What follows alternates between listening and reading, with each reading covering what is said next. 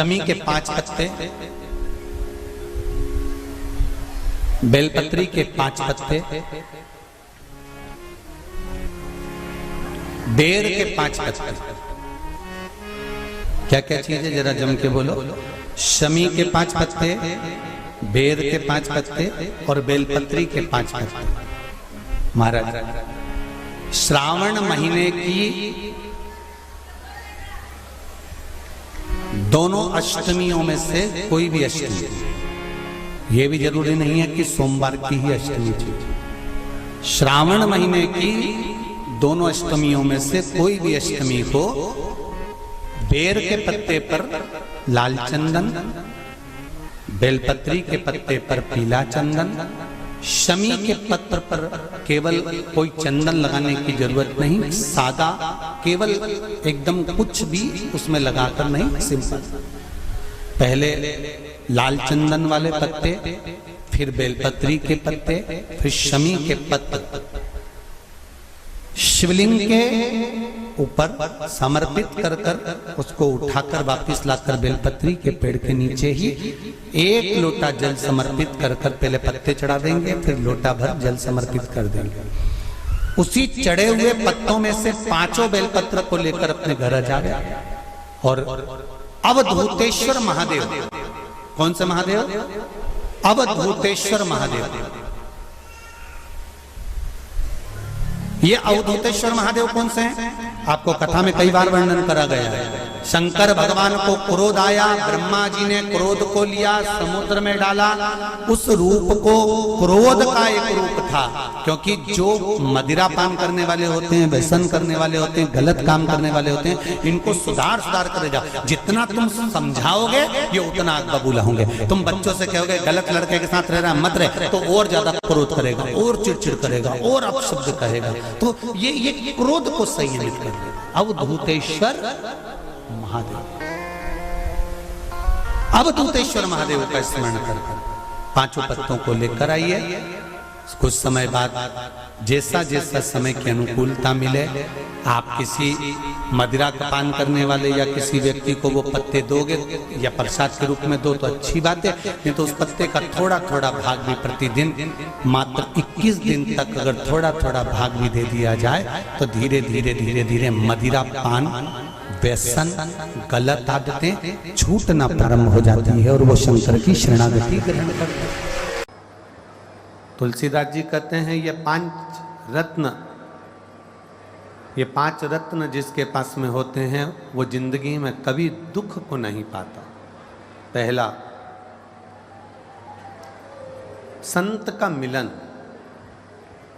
गुरु का मिलन, संत का मिलन, तपस्वी का मिलन, कोई भगवान का अविरल भक्त हो उसका मिलन। 5 रत्न में से एक रत्न है भगवान के भक्त का मिलन, संत का मिलन, साधु का मिलन। और 5 रत्न में दूसरा रत्न है भगवान की कथा। चाहे तुम राम जी की कथा सुनो, चाहे तुम शिव जी की कथा सुनो, चाहे तुम कृष्ण की कथा सुनो, अगर आप भगवान की कथा में रमे हुए हो, शिव कथा में रमे हुए हो, तो समझ लेना 5 रत्न में से एक रत्न आपके पास में है, हरि की कथा, प्रभु की कथा, भगवान की कथा। एक रत्न तुम्हारे पास में, थोड़ा प्रेशर बढ़ा। 5 रत्न में से दूसरा जो रत्न है वो है हरि कथा, प्रभु की कथा। और शिव महापुराण की कथा कहती है तीसरे नंबर का जो रत्न है वो है दया करना। एक करुणा करना, दया।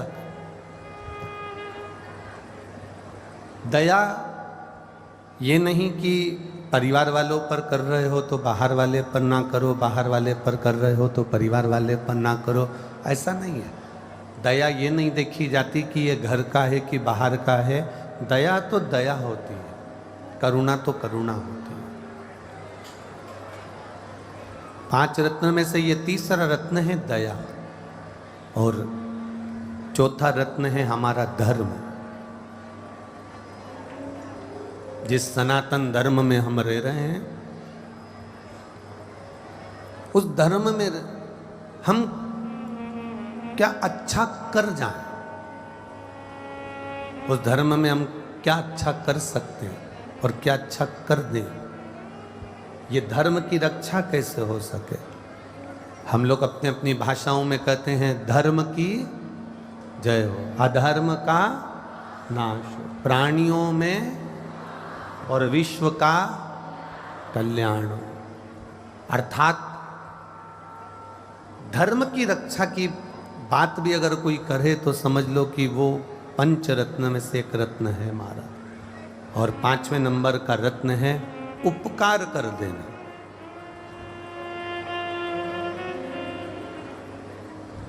किसी पर कुछ उपकार कर दिया, एहसान कर दिया, कोई उनका कार्य कर दिया, किसी को आपने कुछ अच्छा कर दिया, उसके बाद में ये मत सोचना कि ये हमारे लिए कुछ करेगा। आप किसी को पानी पिला दो, आप किसी को भोजन करा दो, तो भोजन कराने के बाद में तुम ये विचार मत करना कि हम जब इसके घर जाएंगे तो ये हमको भोजन कराएगा, हम जब इसके घर जाएंगे तो हमको पानी पिलाएगा। ना ना ना ना, आप तो अपना कर्म करते चलो, अपने कार्य में तल्लीन बनते चलो, आगे उसकी मर्जी है वो आपको कहाँ ले जाकर छोड़ता है। पंच रत्न में तुलसीदास जी लिखते हैं 5वें नंबर का रत्न है उपकार कर देना। और उपकार कर कर किसी का कार्य कर कर उपकार कर कर छोड़ देना कि अब आगे उसकी मर्जी, आगे उसका मन, आगे उसकी मर्जी है। ये उपकार करने के बाद में छोड़ दिया।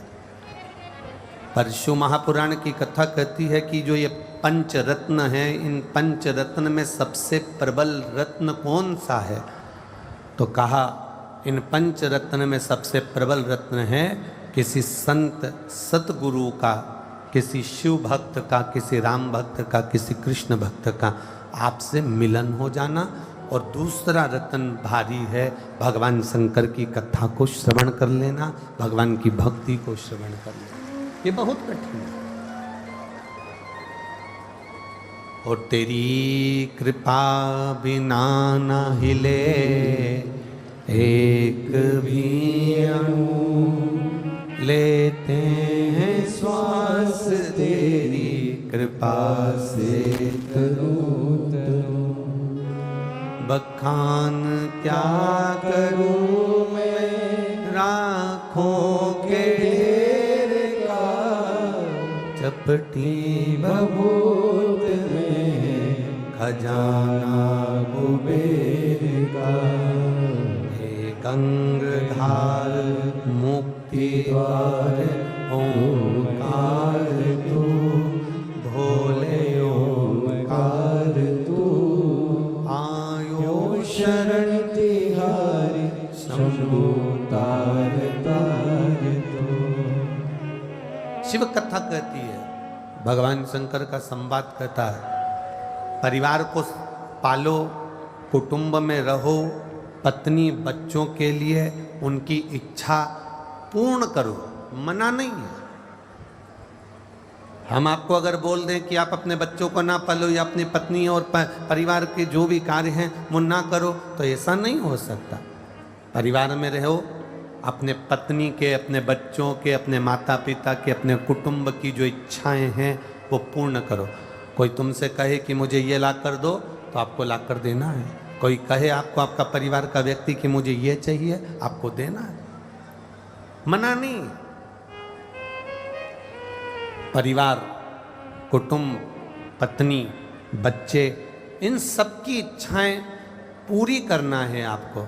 परशु महापुराण की कथा कहती है, इनकी इच्छा पूरी करने में, इनके मन के मनोरथ को पूर्ण करने में, इनकी इच्छाओं को पूर्ण करने में कोई ऐसा काम आप अपने हाथों से मत कर जाना, ऐसा काम अपने जिंदगी में मत कर जाना कि इनकी तो इच्छा पूरी हो जाए पर आपकी जिंदगी नरक हो जाए। ऐसा कार्य अपने जीवन में कर कर मत जाए।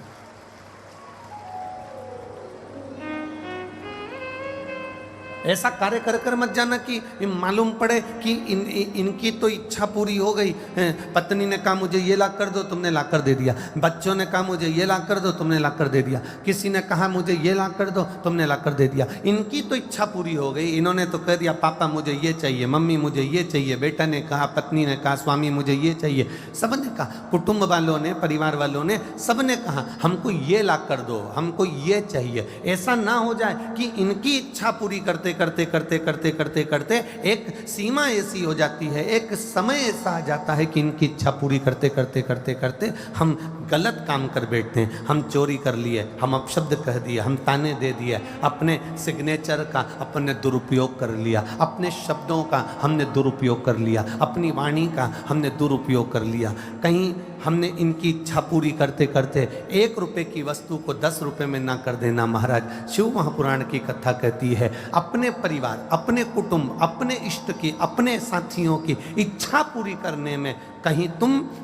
अहित ना कर जाओ। और जिस दिन इच्छा पूरी करते करते मालूम पड़े तुम गलत पथ पर चल बैठे, इच्छा पूरी करते करते तुम गलत मार्ग पर निकल गए, तो इनकी तो इच्छा पूरी हो जाएगी पर आपकी संपूर्ण जिंदगी नरक हो जाएगी। इसलिए इससे बचने का प्रयास करो। बिंदुक और देवराज के साथ में हुआ क्या था? हुआ क्या था? बिंदुक नाम का ब्राह्मण कुल में जन्म ले लिया। बिंदुक नाम का ब्राह्मण कुल में जन्म लेने के बाद अच्छी सुंदर पत्नी मिल गई। सुंदर पत्नी कहते हैं बिंदुक की जो धर्म पत्नी थी इतनी सुंदर थी, इतनी सुंदर थी कि देवलोक की अप्सराएं उसके सामने फीकी थी। वो इतनी सुंदर, चंचुला इतनी सुंदर थी, बिंदुक की धर्म पत्नी इतनी सुंदर थी। और शास्त्र कहता है कि बिंदुक की पत्नी इतनी सुंदर होने के बाद भी बिंदुक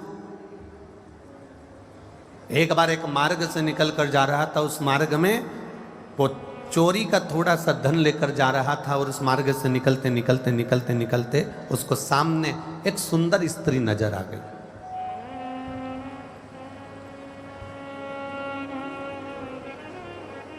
अब जरा विचार करिएगा, बिंदुक की धर्म पत्नी चंचुला इतनी सुंदर थी कि देवलोक की अप्सराएं उसके सामने फीकी थी। उसके बाद भी पति को दूसरी स्त्री पसंद आ रही है। जरा समझिएगा, कई माताएं हमसे प्रश्न करती हैं, जीजियों आपका वो प्रश्न का उत्तर थोड़ा सा ध्यान दीजिएगा। कई माताएं प्रश्न करती हैं, कई जीजियां प्रश्न करती हैं, कई माताएं प्रश्न कि गुरुजी एक बात बताओ, कई पुरुषों की पत्नियां इतनी सुंदर होती है, इतनी सुंदर होती है, उसके चरणों को प्रणाम करती है, उसका सम्मान करती है, उसका आदर करती है, पत्नी उसके मनपसंद भोजन को तैयार करती है, पत्नी उसका आदर करती है, इसके बाद भी वो पुरुष, उसके बाद भी वो पति दूसरी स्त्री के साथ में उसको क्यों देखता, उसके साथ क्यों रहना पसंद करता? कारण क्या है? जब चंचुला इतनी सुंदर थी कि देवलोक की अप्सराएं उसके सामने फीकी थी,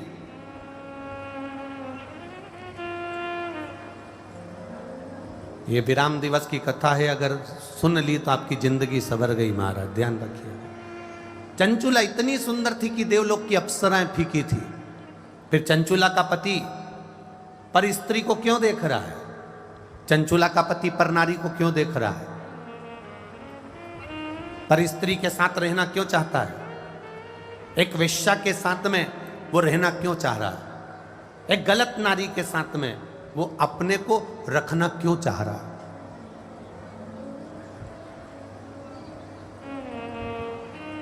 जब इतनी सुंदर धर्म पत्नी है तो फिर क्यों दूसरी जगह जाना, क्यों दूसरे को देखना?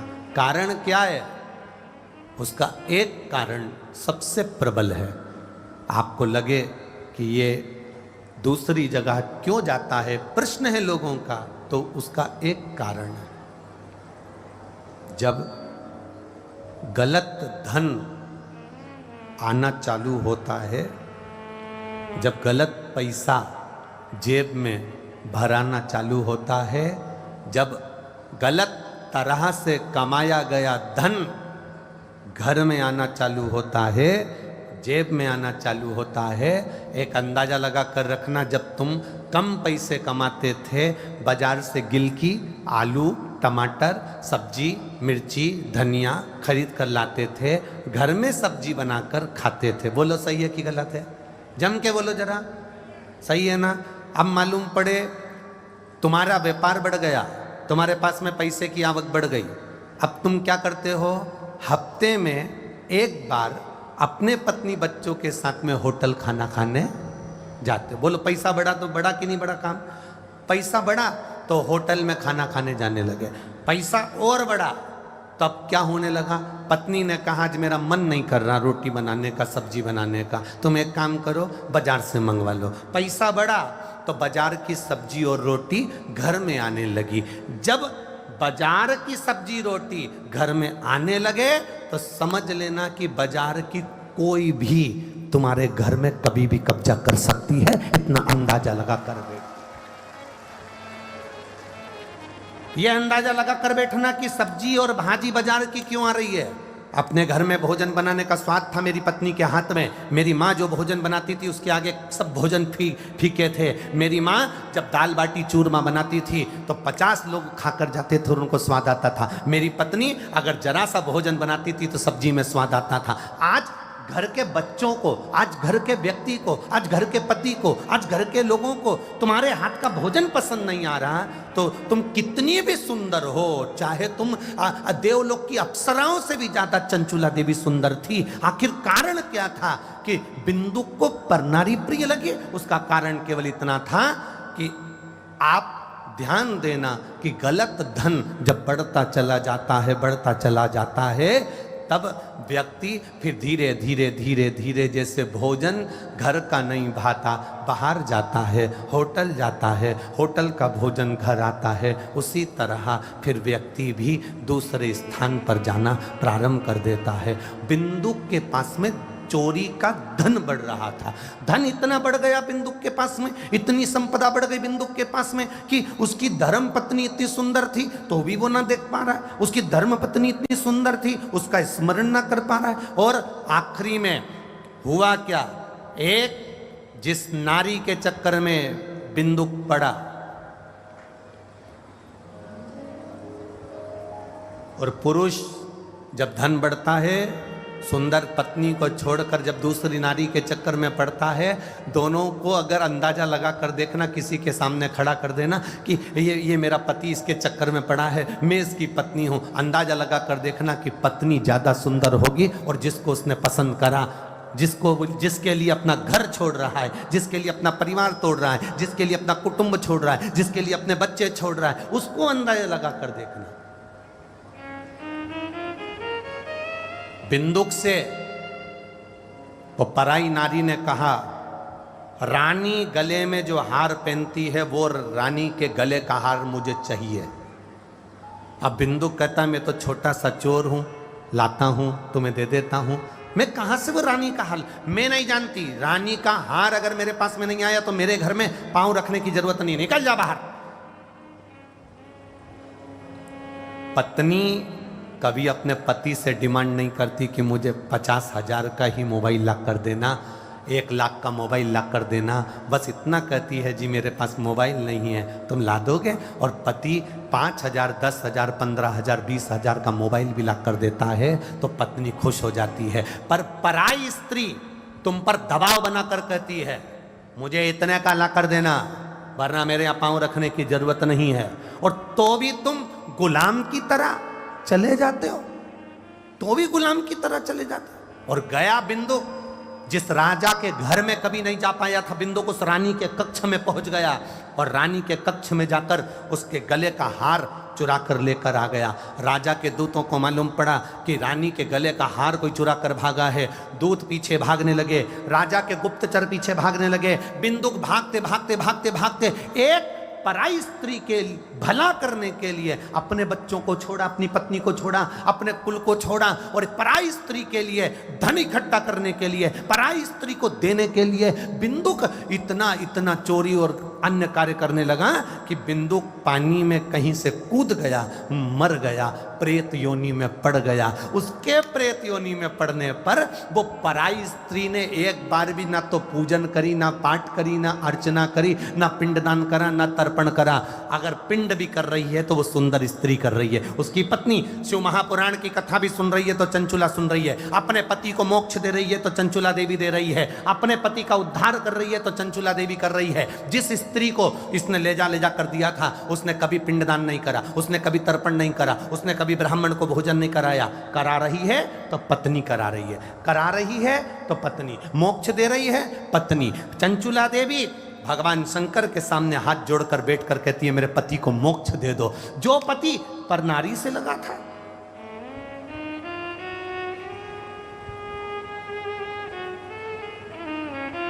कमाओ, जितने अलवर में रह रहे हो और जितने बाहर से कथा सुनने के लिए आए हो, मैं बाबा देव अधिदेव महादेव से यही प्रार्थना करता हूं, जितने लोग आस्था चैनल पर कथा सुन रहे हैं, जितने फेसबुक यूट्यूब पर सुन रहे हैं और जितने यहाँ बैठकर कथा सुन रहे हैं, बाबा देव अधिदेव महादेव अधिक मास का समय, श्रावण का महीना, खूब इनकी झोलियों में धन देना, पर भगवान से इतना कहना कि धन ऐसा देना कि तेरी सेवा में लगे, गलत जगह नहीं लगे। वो धन गलत जगह नहीं जाना चाहिए, वो संपदा गलत स्थान पर नहीं जाना चाहिए। सही जगह पर सही पूंजी अगर पहुंच जाती है तो जीवन की सार्थकता हो जाती है। स्वयं माता लक्ष्मी जी की माँ, भगवान विष्णु भगवान की सासू जी ख्याति देवी, भगवान नारायण की सास, भगवान विष्णु जी की सासू जी ख्याति देवी,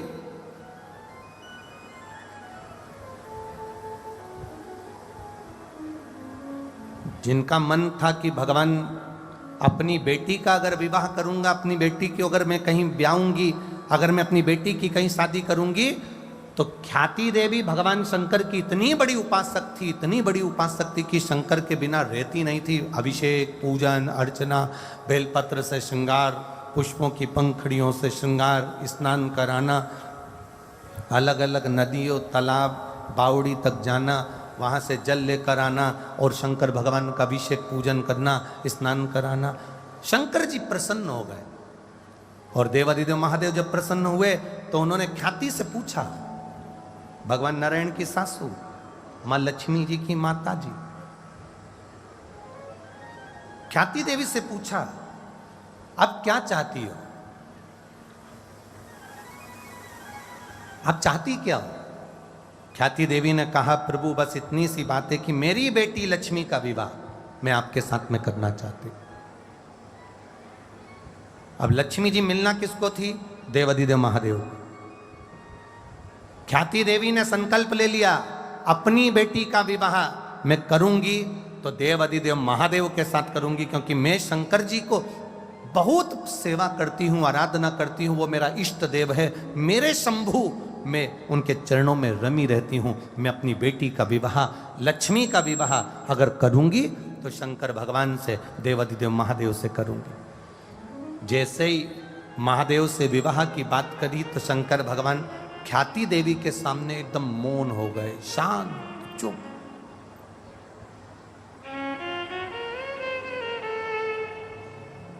अब एकदम मौन होकर बैठे हैं मेरे महादेव। शिव जी ने ध्यान लगाकर देखा, आखिर ख्याति देवी तो लक्ष्मी जी को मुझे देना चाहती है, पर लक्ष्मी जी के मन में क्या भाव है? तो भगवान शिव जी ने ध्यान लगाकर देखा कि लक्ष्मी जी तो नारायण के चरणों की दासी बनना चाहती है और भगवान नारायण भी लक्ष्मी को अपना बनाना चाहते हैं। शिव जी ने कह दिया, ख्याति आप मेरी आराधना करती हो, मेरी साधना करती हो।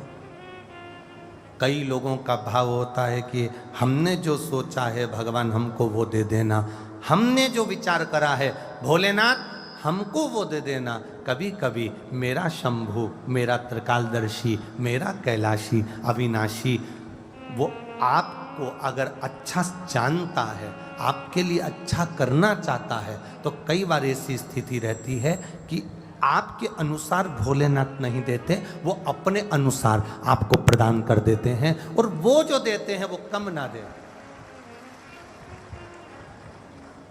एक मां, बच्चा भूखा है, बहुत तेज भूख लग रही बच्चे को, और माता के पास में दूध रखा हुआ है गिलास में, और बच्चा कह रहा है मां मुझे दूध दे दे, मुझे भूख लग रही है, जल्दी दे मां, बहुत दूध दे दे, जल्दी से जल्दी दे मां, जल्दी दे। बच्चा रो रहा है, बिलख रहा है, किलकारियां मार रहा है, चिल्ला रहा है, भूख लग रही है। मां जानती है मेरे बच्चे को भूख लग रही है, मां को मालूम है ये मेरा बेटा है और इसको भूख लग रही है, पर मां के पास में दूध का गिलास भर कर रखा हुआ और मां बच्चे को दूध नहीं दे रही है। बच्चा रो रहा है, सास को गुस्सा आ गया, सास ने कहा पास में छोरा रो रहा है, तेरे पास में गिलास भर के दूध रखा हुआ है, और तू बहू बेटे को दूध क्यों नहीं पिला देती, इसको दूध क्यों नहीं दे देती। रो रहा है बच्चा, चिंघाड़ रहा है, चीख रहा है, चिल्ला रहा है, और मां उसके पास में गिलास भरकर दूध रखा है, पर मां अपने बच्चे को दूध नहीं पिला रही है, मां अपने बच्चे को दूध नहीं दे रही है। तो मां से सास ने चिल्लाया, ससुर ने चिल्लाया, इसको दूध क्यों नहीं देती है, गिलास भरकर रखा है।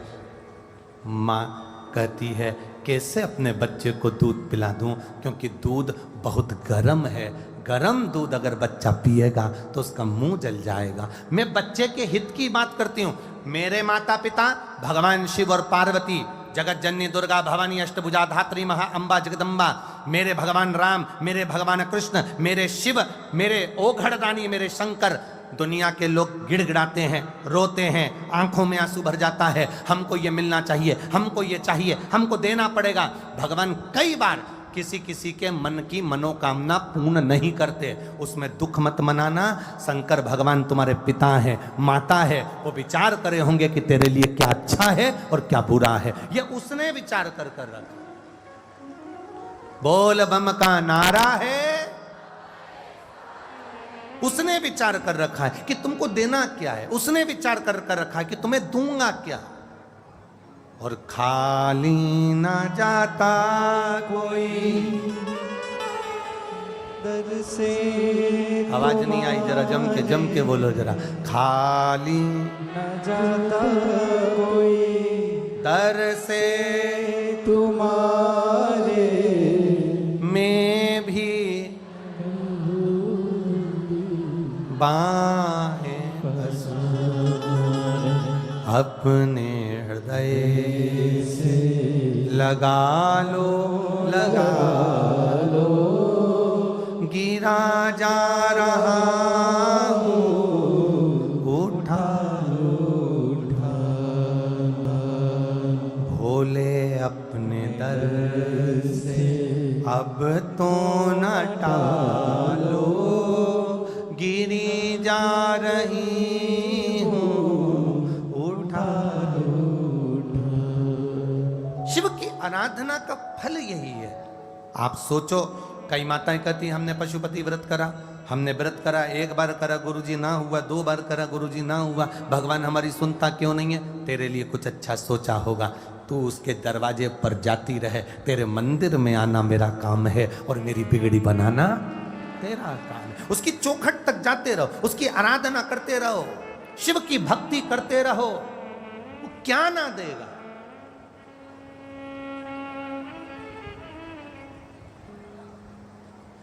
कल एक यजमान परिवार में से एक भैया जी कह रहे थे, गुरुजी हमारे घर के लोग भगवान कृष्ण को मानते हैं, तो वो शंकर जी की कथा में नहीं आए, शिव जी की कथा में नहीं पहुंचे। तो हमने कहा क्यों नहीं पहुंचे, तो कि वो भगवान कृष्ण को मानते। तो हमने कहा उनको ये नहीं कहा कि भगवान कृष्ण की 16,108 रानियां थी, भगवान कृष्ण की जब 16,108 रानियां थी, एक भी रानी से संतान नहीं हुई, तब भगवान कृष्ण ने गर्गाचार्य बाबा को बुलवाया, उनसे पूछा मेरी एक भी रानी के औलाद नहीं है, संतान नहीं है, कुछ कृपा करिए। गर्गाचार्य जी ने कहा एक एक रानी के साथ भगवान कृष्ण तुम बैठो और शंकर भगवान का 11 दिन का अभिषेक करो। एक एक रानी के साथ बैठकर 11 दिन का अभिषेक करा, तब शंकर भगवान प्रसन्न होकर संतान होने का वर दिए। तो एक एक रानी को वर दिया। 16,108 रानियां भगवान कृष्ण तुम्हारी, एक एक रानी को इन्होंने 11 दिन तक अभिषेक करा है, तो 11 संतान होगी। 1,77,186 भगवान कृष्ण के बच्चे हुए, शंकर भगवान की कृपा से हुए। यह शिव तत्व है, यह औघड़ी है। देवता देते हैं पल्ला झाड़ कर, और मेरा महादेव देता है छप्पर फाड़ कर। जब देता है वो कम नहीं देता है। राम जी महाराज को दिया, लंका का राज्य दे दिया। वो कहे हमारे वो भगवान कृष्ण को मानते तो शंकर की भक्ति, हम उनसे कहना चाहेंगे भगवान कृष्ण ने पांडवों से कहा, पांडव जाओ शिव की आराधना करो, पांडव जाओ शंकर की आराधना करो। पूरे भारत की भूमि पर जितने जितने प्राचीन मंदिर हैं, एक एक मंदिर में जाकर देखना, पांडव कालीन मंदिर मिलेंगे, पांडवों के द्वारा बने हुए शिवलिंग मिलेंगे, पांडवों के द्वारा बनाए गए भगवान शंकर के स्वरूप मिलेंगे। कहीं ना कहीं जितने मंदिरों में जाओगे प्राचीन, वहां मिल जाएगा यह पांडव कालीन है, यहाँ शंकर भगवान की आराधना पांडवों ने करी थी। भगवान द्वारिकानाथ कर रहे हैं कि पांडवों जाओ शिव की आराधना करो। और स्वयं द्वारकाधीश जो गुजरात में विराजते हैं, द्वारकाधीश के मंदिर में प्रवेश करने से पहले दरवाजे पर सबसे पहला दर्शन होता है तो मेरे शंकर भगवान के शिवलिंग का होता है। तिरुपति जाओ तो तिरुमाला के शिखर पर वेंकटेश भगवान के दर्शन करने से पहले नीचे कपिलेश्वर महादेव का दर्शन होता है। नाथ द्वारा जाओ जहां मेरे श्री जी बाबा बैठे हैं, वहां दर्शन करने से पहले एकलिंग जी का दर्शन होता है। बद्रीनाथ जाओ तो वहां केदारनाथ जी का दर्शन होता है। तुम जहां जाओगे वहां मेरा शंभू पहले बैठा है, क्योंकि शंकर भगवान से देवता भी पूछते हैं ये मृत्युलोक आपका है, ब्रह्मलोक ब्रह्मा का, वैकुंठ लोक भगवान विष्णु का, इंद्रलोक इंद्र का, पृथ्वी मृत्युलोक शंकर भगवान का है। तो देवता भी पृथ्वी पर पांव रखने से पहले पूछते हैं कि हम यहाँ आए तो हम आपके बिना नहीं रह सकते। शंकर भगवान कहते हैं ये पृथ्वी तुम्हारी है। नारायण बोले यही तो चिंता का विषय है। भगवान नारायण कहते हैं एक बार मैं पृथ्वी पर आया, जैसे ही आया मैंने पाँव रखा तो मेरे चरण में, मेरे पाँव के नीचे एक कंकर आ गया। कंकर में मुझे शंकर नजर आ रहा था, इसलिए मैंने पृथ्वी पर पाँव रखना बंद कर दिया। भगवान नारायण ने पृथ्वी पर आना बंद कर दिया। जैसे ही पृथ्वी पर आना बंद हुआ, भगवान विष्णु का, शंकर भगवान को चिंता व्यापी, तो भोलेनाथ जी ने नारायण से पूछा आजकल तुम हमसे मिलने पृथ्वी पर नहीं आते? भगवान विष्णु कहते हैं प्रभु आने का तो बड़ा मन होता है, पर आऊं तो आऊं कैसे? चरण रखता हूं, कंकर में शंकर दिखता है, कैसे आऊं मैं? भगवान शंकर ने कहा नारायण आपके बिना हम नहीं रह सकते और हमारे बिना आप नहीं रह सकते। एक काम करो ना, ये चरण का काम ही खत्म कर दो, कुछ ऐसे बन जाओ ना कि तुम मुझसे लपट कर रहो, चिपक कर रहो, जैसे कंकर से चिपक कर कोई रह सकता हो, ऐसे तुम रहो और चरण हटा दिए जाएं। तो भगवान नारायण ने कहा आप बताओ मैं क्या बन जाऊं? भगवान शंकर ने कहा तुम सांप बन जाओ, सांप बनकर कंकर से भी चिपक कर चलोगे, पांव रखने का काम ही नहीं पड़ेगा। मेरे नारायण सर्प बन गए, शिव जी के गले में एक सांप पड़ा रहता है। दुनिया के लोग कहते हैं वासुकी, शंकर भगवान के गले में पड़ा हुआ है। स्मरण रखना भगवान शंकर के गले में जो सांप पड़ा वो मेरे नारायण है। स्वयं शिव के गले में 24 घंटे पड़े रहते हैं, क्योंकि नारायण के बिना शिव अधूरे हैं और शिव के बिना मेरे नारायण अधूरे हैं। ये अधूरता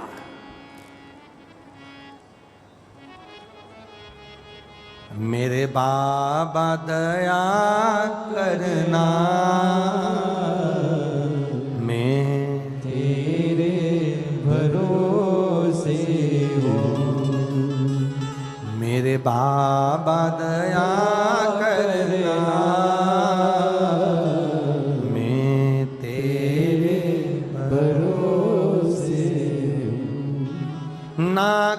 के भरोसे हूँ, ना परिवार के भरोसे हूँ। आप भी बोलो, ना घर के भरोसे, ना परिवार के भरोसे हो। भोले बाबा दया करना, मैं तेरे भरोसे, मेरे बाबा दया करना, मैं तेरे भरोसे हो। आप उसके सहारे तो रहो, आप उसके आश्रित तो रहो। शिव महापुराण की कथा कहती है, अपनी मेहनत को पूर्ण तरह से करो, अपने कर्म को पूरी तरह से करो। जितनी मेहनत कर सकते हो, इस शरीर की जितनी कैपेसिटी है उससे 4 गुना ज्यादा मेहनत करो, उससे 4 गुना ज्यादा मेहनत करो। और मेहनत के साथ में मेरे देव अधिदेव महादेव पर भरोसा करो। पृथ्वी पर रहते हो, पृथ्वी के देव अधिदेव महादेव पर भरोसा करो, विश्वास करो।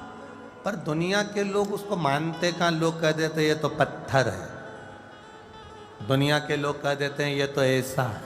दुनिया के लोग, कई लोगों ने तो शंकर भगवान को गंजेड़ी कह दिया, भंगेड़ी कह दिया, नशेला कह दिया। फिर निवेदन करूंगा, लोग कहते हैं पार्वती जी शिव जी को भांग घोट कर पिलाती है।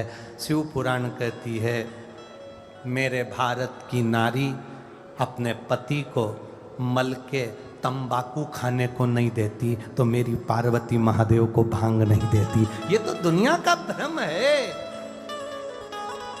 कौन पत्नी अपने पति को तंबाकू मल कर देती है? कौन पत्नी अपने पति को पाउच फाड़ कर देती है? कौन पत्नी अपने पति को चिलम लगा कर देती है? कौन पत्नी अपने पति को नशे की वस्तु देती है? जब मेरे भारत की नारी अपने पति को तंबाकू नहीं देती, तो मेरी माता पार्वती महादेव को कोई भांग नहीं देती। ये निश्चितता है, ये तो दुनिया का भ्रम है। शंकर जी को भांग पिला दो, शिव जी प्रिय हो जाएंगे। अरे अंदाजा लगा कर देखो, जब मंथन हुआ था, उस मंथन में सबसे पहले गौ माता निकली थी, गौ माता के बाद विष निकला, विष देवादिदेव महादेव को दिया। शंकर भगवान ने जो विष को गले में लेना चाहा, पार्वती जी ने हाथ पकड़ लिया भोलेनाथ जी का।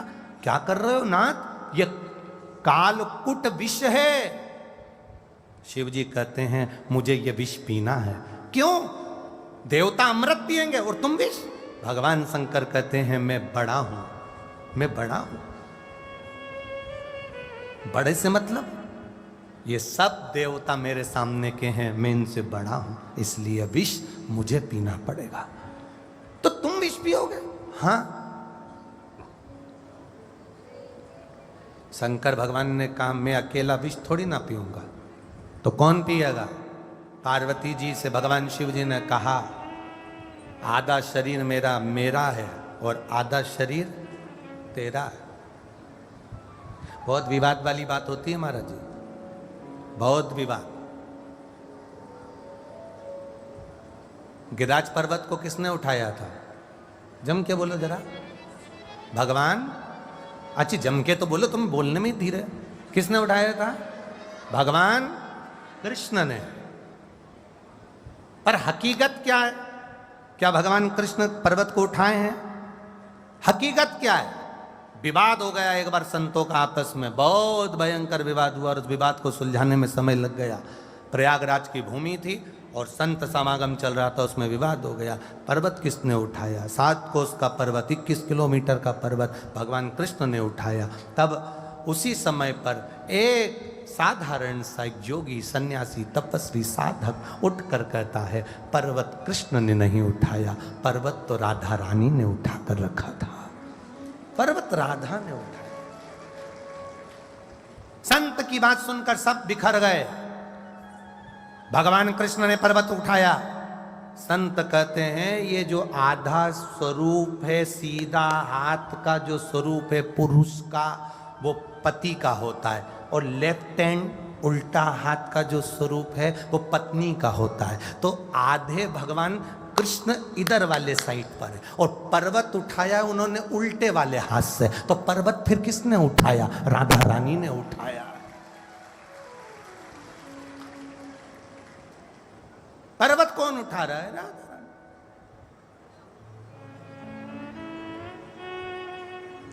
कछु माखन को बल बड़ो, कछु गोपियन को साथ, राधा जू की कृपा से गोवर्धन लियो।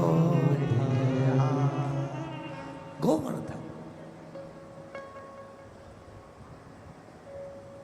आप लोग तो अलवर वाले हो, राजस्थान वाले हो।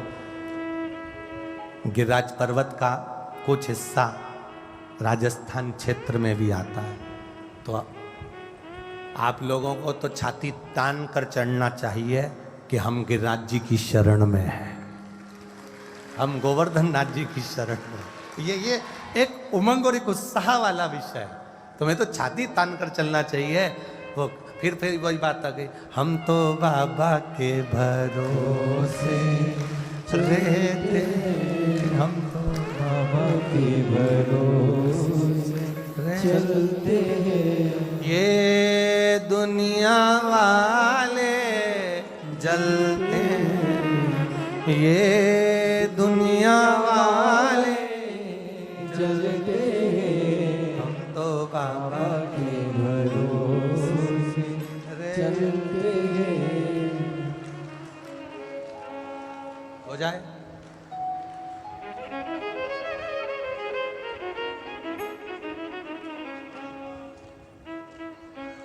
तो मरुका जी से उसने कथा सुनी अपने पति के मुक्ति के लिए, मोक्ष के लिए। एक बात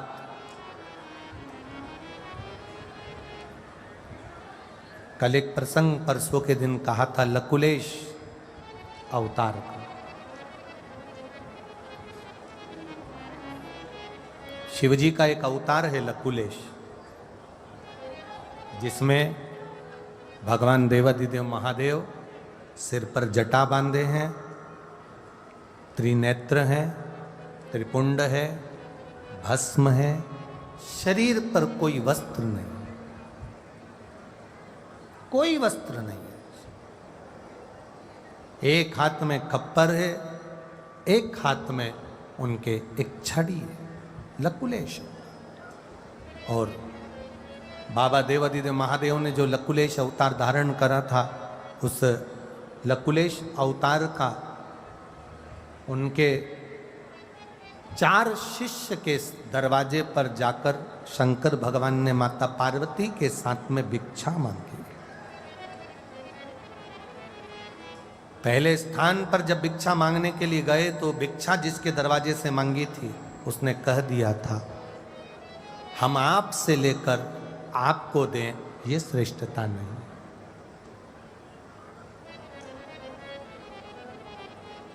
पार्वती जी ने शंकर भगवान से कहा कि आप जिसके दरवाजे से भिक्षा मांग रहे हो वो आपको भिक्षा नहीं दे रहा। शंकर भगवान ने कहा, उसने कहा ना कि मैं आपसे लेकर आपको दूं, ये कहां की श्रेष्ठता। एक व्यक्ति दोस्त के यहां मिलने के लिए गया, कोई गिफ्ट लेकर नहीं गया।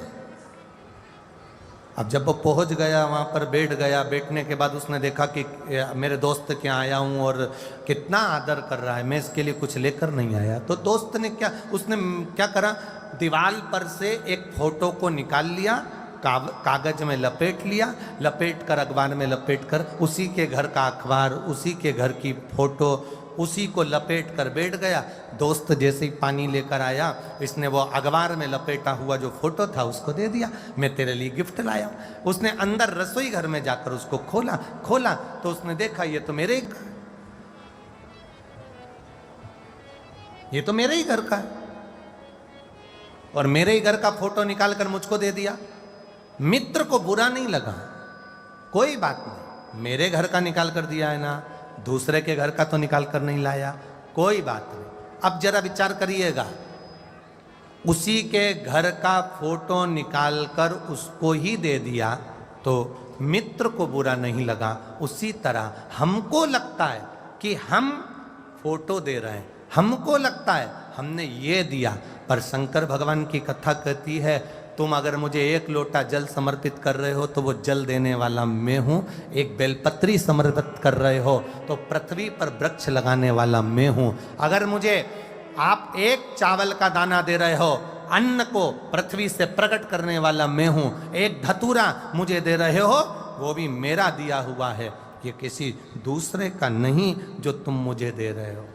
अरे तेरा ही दिया हमने खाया पिया है, तेरा शुक्रिया है, तेरा शुक्रिया है। हम अगर पानी भी भगवान को एक लोटा जल भी दे रहे हैं तो उसमें यह भाव होना चाहिए कि हमारा कुछ भी नहीं, ये तो आपने दिया है, आपको समर्पित है। एक बेलपत्र शंकर भगवान को, किसी देवता पे चढ़े हुए फूल उठाकर वापिस उसी देवता पर कभी नहीं चढ़ते, केवल एक देव अधिदेव महादेव ऐसे हैं जिन पे चढ़ी हुई बेलपत्र उठाकर वापिस महादेव पर चढ़ जाती है तो वो क्रोध नहीं करते, वो आनंद की राशि है महाराज। अलमस्त है मेरा शिव, अलमस्त है मेरा देव। तेरी पूजा में जल ले आई, उसे मछली भी झूठा कराई। जल चढ़ा रहे हैं तो झूठा है। तेरी पूजा में दूध ले आई, उसे बछड़ा भी झूठा कराई। दूध चढ़ा रहे हैं वो भी झूठा है। अब अपनी बारी है तो अपन कौन से सत्यवान है? अरे बोलो तो, अपन भी तो दिन भर में कितना झूठ बोलते होंगे, अपन भी तो जिंदगी में कितना असत्यता करते होंगे, उसके बाद भी मेरे महादेव के चरणों में जाते हो, महादेव गले से लगा लेता है क्योंकि वो पिता है। पिता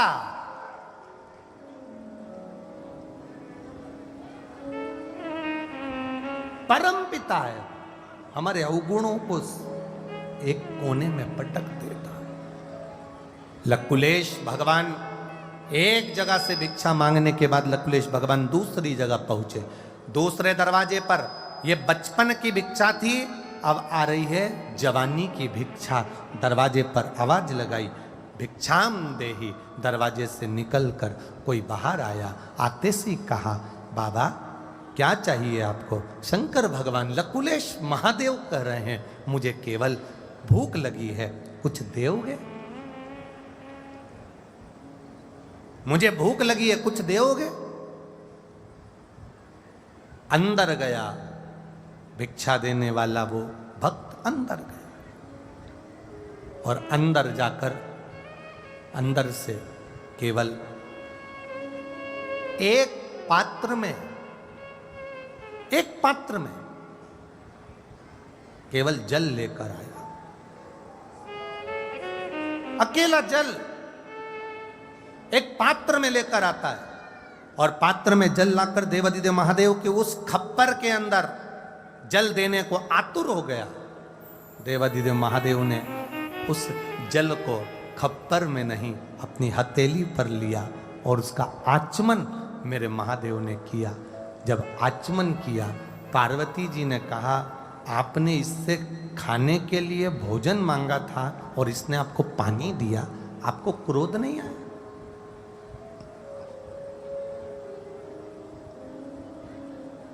कभी कभी समझना भी चाहिए कि गुस्सा शिव जी को क्यों नहीं आया।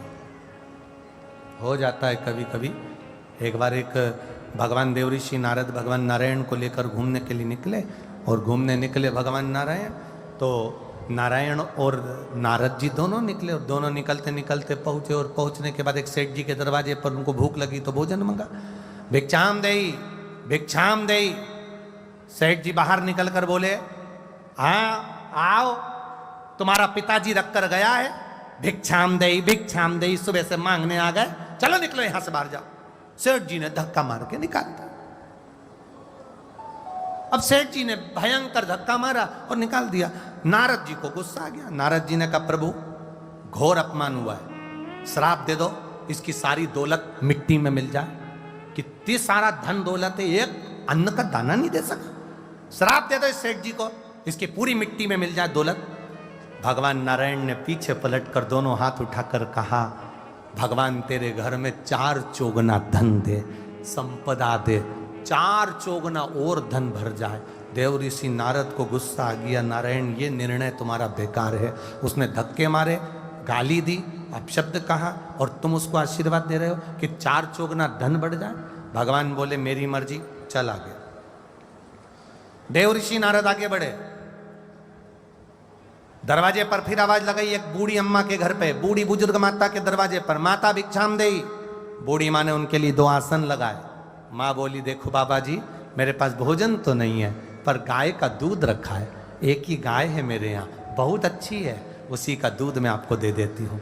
गाय का दूध लाई, 2 गिलास दूध दिया, दोनों ने पिया, दोनों चलने लगे। देव ऋषि नारद ने भगवान नारायण से कहा, प्रभु कितनी अच्छी माँ है, इसको आशीर्वाद दे दो, खूब आगे बढ़े, खूब उन्नति करे, खूब कृपा बरसे, आशीर्वाद दो ना प्रभु। भगवान नारायण पीछे मुड़े, दोनों हाथ उठाकर भगवान नारायण ने कहा, जा तेरी गाय मर जाए,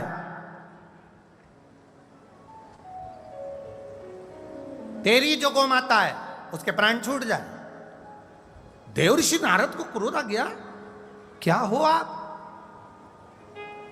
वो सेठ जी ने धक्का मारा, गाली दी, अपशब्द कहे, उसको के 4 चौगुना धन बढ़ जाए, और जिसने तुमको दूध पिलाया, जिसने तुम्हारी आदर करा, आसन दिया, सम्मान किया, उसके लिए करो तो तेरी गौ माता मर जाए। उसके पास एक ही तो गौ माता है, वो मर जाएगी। भगवान ने तुरंत देव ऋषि नारद नारायण के चरण पकड़ लिए, ऐसा निर्णय क्यों करते हो? भगवान बोले, अरे नारद तू मेरी लीला नहीं समझ सकता। वो सेठ जी को मैंने 4 चौगुना धन बढ़ने का इसलिए कहा क्योंकि सेठ जी दान नहीं कर पाए। इसके यहाँ जितना जितना धन बढ़ेगा उतनी इसकी आसक्ति बढ़ेगी, आसक्ति बढ़ेगी तो पैसे पैसे में रमा रहेगा। जब मरेगा तो अगला जन्म सांप का पाकर उसी तिजोरी के आसपास पड़ा रहेगा, इसलिए मैंने उसको धन बढ़ने का आशीर्वाद दिया। और इस बूढ़ी माँ को उसकी गौ माता मर गया, ऐसा क्यों कहा? भगवान बोले इस बूढ़ी माँ ने मेरी सेवा करी, आराधना करी, इसका कोई नहीं है केवल एक गाय के सिवा।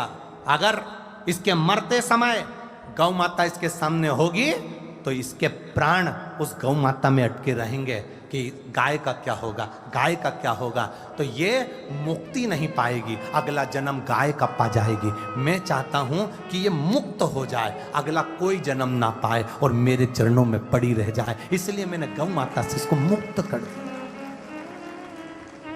इसकी मुक्ति कर दी मैंने। अभी अगला जन्म ना गाय का पाएगी ना किसी और का पाएगी, ये मेरी हो जाएगी। थोड़ा लगता है। शंकर भगवान से पार्वती जी ने कहा, आपने इससे भोजन मांगा और आपने इसको पानी दिया, उसने जल आपको दे दिया, ये कहाँ का तरीका है? आपको अगर भोजन मांगा था तो भोजन देना था। शंकर भगवान बोले होगा कोई कारण, होगा कोई कारण। फिर पूछा देवादिदेव महादेव ने उस भक्त से, तुमने मुझे जल क्यों दिया, तुमने मुझे जल क्यों पिलाया? भक्त कहता है, प्रभु मैंने अपने गुरु के मुख से सुना था, एक आचमनी जल अगर किसी को दे दिया जाता है, केवल एक आचमनी जल किसी को पिला दिया जाता है, एक गिलास जल, एक कटोरी जल, एक आचमनी जल अगर किसी प्यासे को पिला दिया जाता है तो पृथ्वी पर 1000 कुएं, बावड़ी, तालाब खुदवाने के बराबर पुण्य प्राप्त हो जाता है। इसलिए मैंने जल पिलाया। एक आचमनी जल का फल क्या है, ये लकुलेश पुराण कह रही, लकुलेश का वर्णन कर रहा। एक आचमनी जल। फिर गए भोलेनाथ, वापिस मेरे भोले बाबा, वापिस मेरे शिव, मेरे ओघड़ी, मेरे दयालु, मेरे दातार, मेरे शंभु फिर चल। तीसरे स्थान पर भिक्षा मांगी है, तीसरे स्थान। एक बात अपने जिंदगी में उतार कर रखिएगा,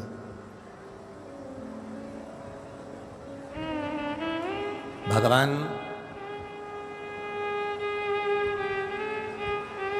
लकुलेश महादेव ने 4 स्थान पर भिक्षा मांगी पार्वती जी के साथ जाकर। 4 शिष्य उन्होंने बनाए जिनका नाम था कौरुष्य, गर्ग, मित्र और कुशिक।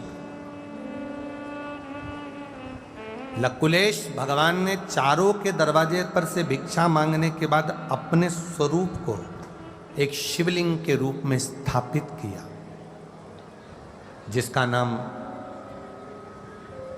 कायावरोह,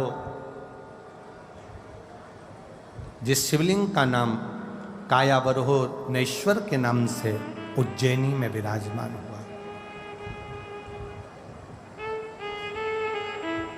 कायावरोहनेश्वर एक ऐसा शिवलिंग,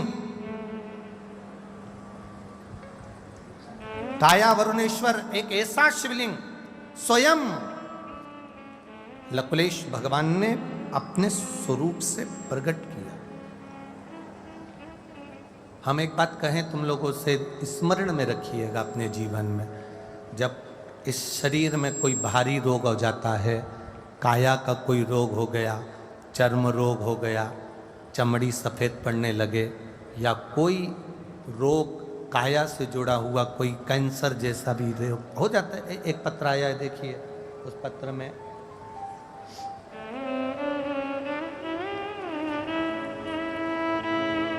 श्रीमती प्रेम देवी, विजय कुमार शर्मा, पता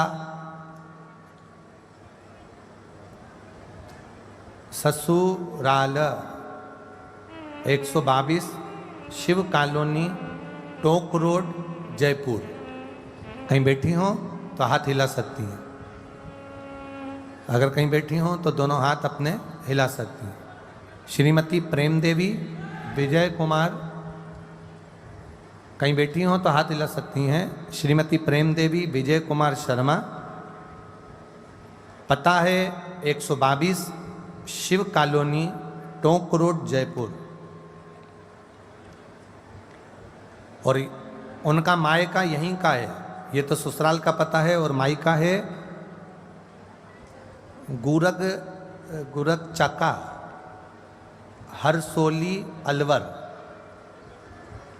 है, गुरज का। तो उनका मायका यहाँ पर है गुरज का, हरसोली, अलवर। कहीं बैठी हो तो हाथ हिला सकती हैं, अगर कहीं बैठी हो तो अपना हाथ हिला सकती हैं। दिख गई क्या? किस पंडाल में है? अच्छा, सामने वाले पंडाल। ऐसा हाथ हिला दो जी तो दिख जाओगे। हाँ ठीक है, ठीक है, नजर आ गए, ठीक है। गुरुजी, मेरे भाई के गले में एक गांठ हो गई, जो कि हमने जयपुर के डॉक्टरों को दिखाया तो उन्होंने कैंसर बताया, कैंसर की गांठ बताई। हमने डॉक्टर का इलाज चालू कर दिया। डॉक्टर साहब ने उनको ऑपरेशन का कह दिया। ऑपरेशन जल्दी कराना था क्योंकि गांठ बढ़ती जा रही थी। तब क्या करते, हम उनकी छुट्टी कराए और थोड़े दिन के लिए घर ले आए। बाबा देव अधिदेव महादेव पर भरोसा कर कर आप कहते हो दवाई भी खाओ, इलाज भी करवाओ और शिव जी की भक्ति भी करो। बाबा से प्रार्थना कर कर 1 लोटा जल, 1 बेलपत्र शिव को चढ़ाना प्रारंभ करा और वही हमारे भाई को खिलाना प्रारंभ करा। बाबा की कृपा से हम कैंसर की गठान का ऑपरेशन कराने के लिए वापिस जयपुर के हॉस्पिटल में गए तो बाबा की कृपा से डॉक्टरों ने कहा इनकी गठान गल चुकी है और इनका कैंसर समाप्त हो चुका है। गठान गले में नहीं थी। ये शिव तत्व है। औघड़ी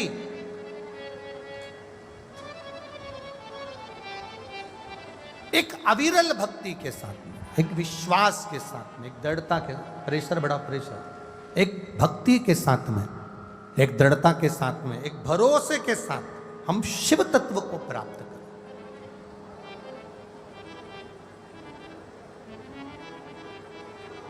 लकुलेश महादेव, कायावरेश्वर महादेव का स्मरण हमारे यहाँ वर्णन किया गया। कभी योग लगे तो दुर्वा के, दुर्वा रखी है ना, अभी यहां से दी थी ना व्यासपीठ से दुर्वा,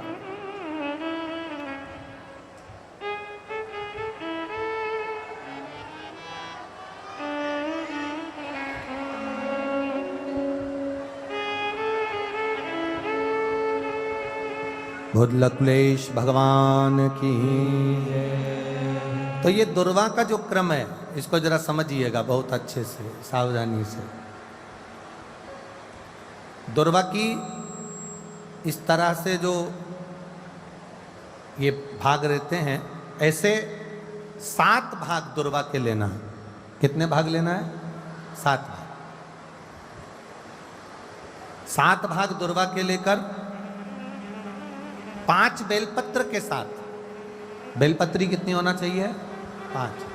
7 भाग दुर्वा के लेना है, 5 बेलपत्र लेना है और लकुलेश महादेव का नाम लेकर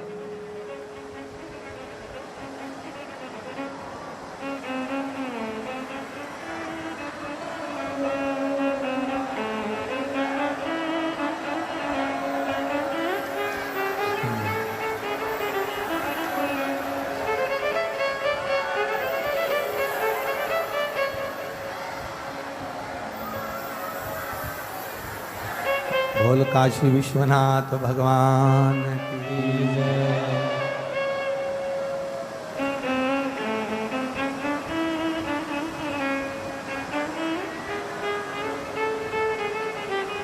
लकुलेश भगवान का नाम लेकर